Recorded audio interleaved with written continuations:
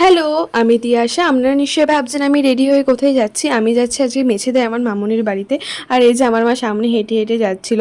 কিছুক্ষণ আগে মেঘ করে এত বৃষ্টি হয়ে গেল, আর আমরা যা বেরিয়েছি মেঘটা পরিষ্কার হয়ে আবার রোদও বেরিয়ে গেছিলো।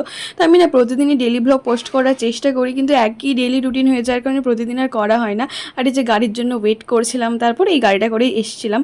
আর তারপর আমার ফোনে একটু কভার চেঞ্জ করার ছিল, আর সঙ্গে সঙ্গে ট্রেনটাও পেয়ে গেছিলাম, তাই কোনো ভিডিও ক্লিপস নিতে পারিনি। আর এই যে মেছেদা স্টেশনে চলে এসেছি। এখান থেকে বেশিক্ষণ না, এখান থেকে টোটো ধরে ওই 7-8 থেকে ওই বড় জোর 10 মিনিটের মতো লাগবে।